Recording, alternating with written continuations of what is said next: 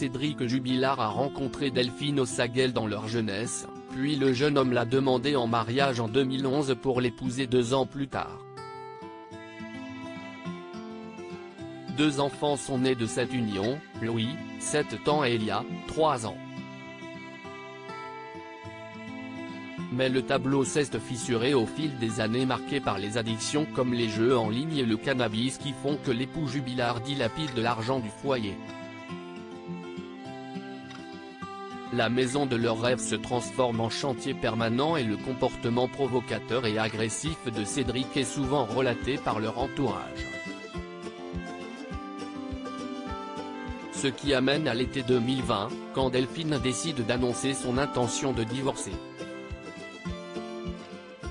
Entre volonté de la reconquérir et espionnage conjugal, Cédric aurait même impliqué sa propre mère, avec laquelle il est très proche, dans ses problèmes de couple.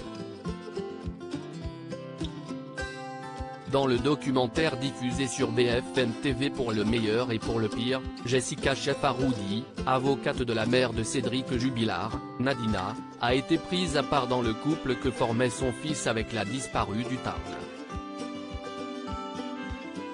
En effet, il la surveillait à travers une application de géolocalisation qu'il avait installée sur le téléphone de sa femme, arguant que si elle a un amant, je lui mettrai à l'envers.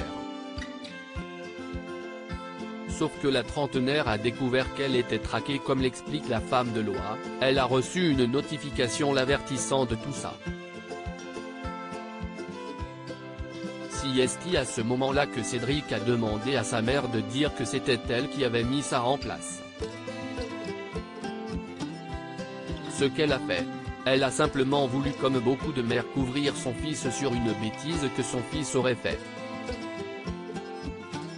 Si en premier lieu, Nadine avait défendu son fils des accusations qui le présentent comme le coupable idéal, elle a été chamboulée par les éléments de l'enquête que lui ont exposé les gendarmes.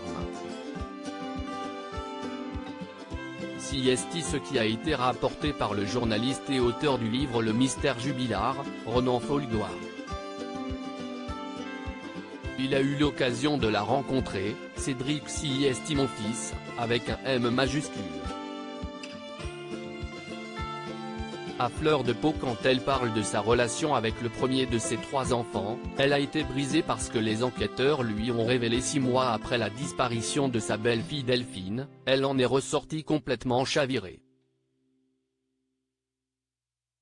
Comme elle me l'expliquera quelques jours plus tard, elle commence à croire que son fils est peut-être coupable du meurtre de sa femme. Cédric Jubilard reste présumé innocent des faits qui lui sont reprochés jusqu'au jugement définitif de cette affaire.